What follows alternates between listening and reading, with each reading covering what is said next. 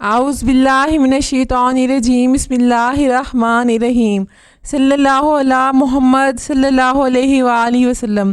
क्या आप जानते हैं कि हमारी ज़िंदगी की हर मुश्किल, हर परेशानी, हर ख्वाहिश की तकमील का एक ऐसा रूहानी रास्ता है जो सीधा अल्लाह सुब्हानहू व तआला और इसके प्यारे रसूल हज़रत मोहम्मद सल्लल्लाहु अलैहि वसल्लम तक जाता है। एक ऐसा अमल जो आपको दुनिया में भी इज़्ज़त, सुकून और कामयाबी देगा और आखिरत में भी आपके लिए निजात का ज़रिया बनेगा। आज हम जिस रूहानी खजाने की बात करने वाले हैं वो है दुरूद शरीफ। आज मैं आपको पाकिस्तान के अजीम सूफ़ी दानिश्वर हज़रत वासिफ़ अली वासिफ़ रहमतुल्लाह अलैह के इन अनमोल अल्फाज की रोशनी में दुरूद शरीफ की 5 ऐसी रूहानी तोहफ़े बताऊंगी जो शायद ही पहले किसी ने आपको इस अंदाज से बताए हों। ये 5 तोहफ़े वो कुंजियां हैं जो आपकी बंद किस्मतों के दरवाजे खोल देंगे। हर उम्र का शख्स, हर तबके का फ़र्द इस वीडियो में अपने लिए रहनुमाई पाएगा। तो आइए इस रूहानी सफ़र का आगाज़ करते हैं। दुरूद शरीफ क्या है? सबसे पहले ये समझना ज़रूरी है कि दुरूद शरीफ सिर्फ़ चंद अल्फाज की अदायगी नहीं है, ये अल्लाह सुब्हानहू व तआला के हुक्म की तामील है। ये नबी करीम सल्लल्लाहु अलैहि वसल्लम से इजहार मोहब्बत है। कुरान करीम में अल्लाह सुब्हानहू व तआला खुद फरमाते हैं, इन्नल्लाहा व मलाइकतुहु युसल्लूना अलन नबी या अय्युहल्लज़ीना आमनू सल्लु अलैहि वसल्लिमु तस्लीमा।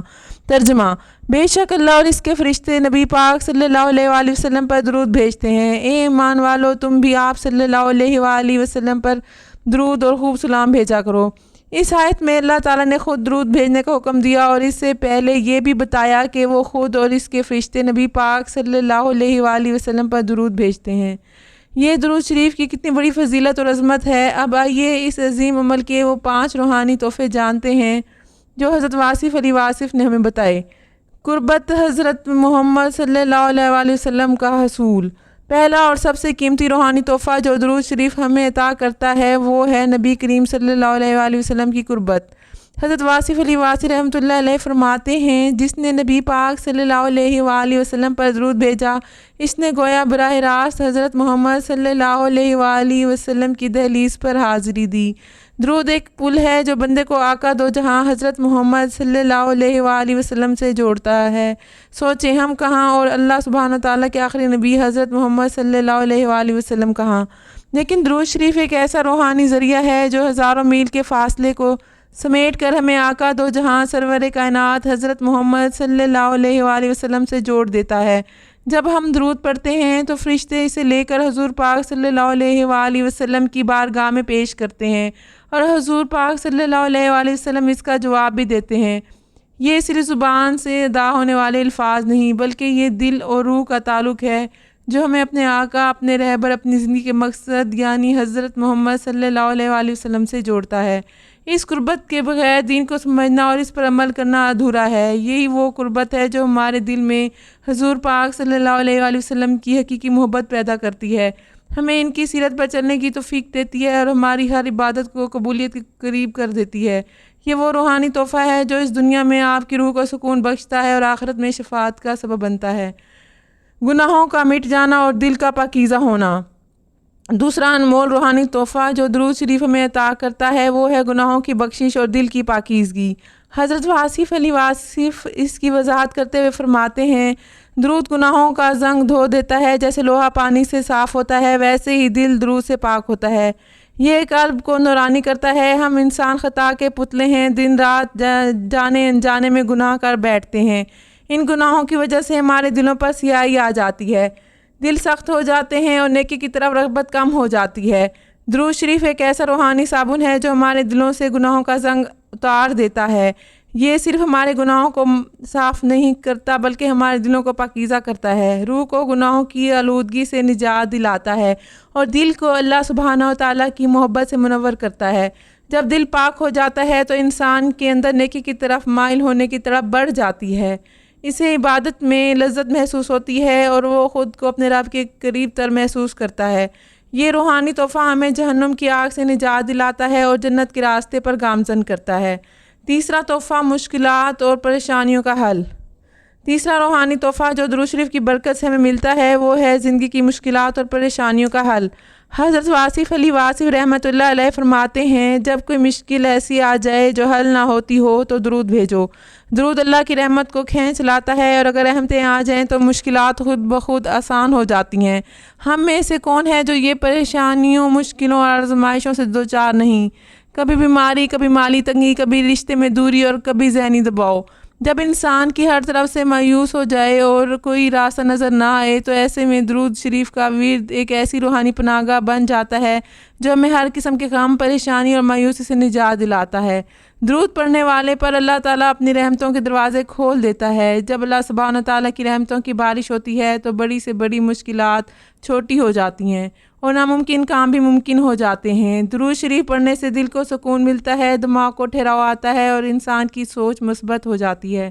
یہ روحانی تحفہ آپ کی زندگی میں موضوعاتی تبدیلیاں لا سکتا ہے۔ چوتھا تحفہ دعا کی قبولیت کا وسیلہ۔ چوتھا عظیم الشان روحانی تحفہ جو درود شریف ہمیں عطا کرتا ہے وہ ہے ہماری دعاؤں کی قبولیت۔ حضرت واصف علی واصف رحمۃ اللہ علیہ فرماتے ہیں، دعا تب مکمل ہوتی ہے جب اس کی ابتدا اور انتہا میں درود ہو۔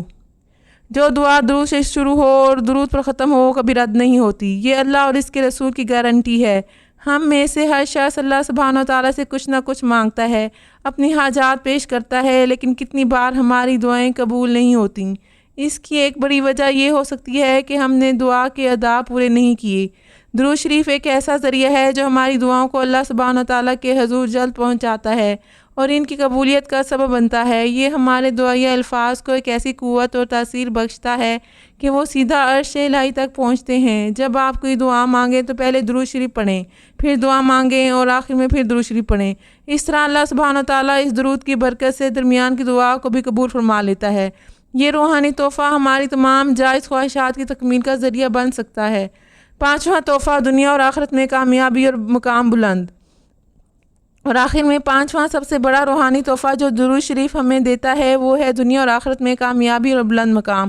حضرت واصف علی واصف اس کی وضاحت کرتے ہوئے کہتے ہیں، جو درود کا ورد کرتا ہے اسے دنیا میں عزت ملتی ہے اور آخرت میں شفاعت۔ درود پڑھنے والا کبھی محروم نہیں ہوتا، اس سے دونوں جہانوں کی بھلائیاں ملتی ہیں۔ درود شریف صرف ایک عبادت نہیں بلکہ یہ ایک مکمل نظام زندگی ہے جو انسان کے لیے دنیا میں عزت، برکت اور سکون لاتا ہے۔ جو شخص کثرت سے درود شریف پڑھتا ہے اللہ سبحانہ و تعالیٰ اس کے معاملات میں آسانی پیدا کر دیتا ہے، اسے لوگوں کی نظروں میں محترم بنا دیتا ہے اور اس کے رزق میں برکت عطا فرماتا ہے۔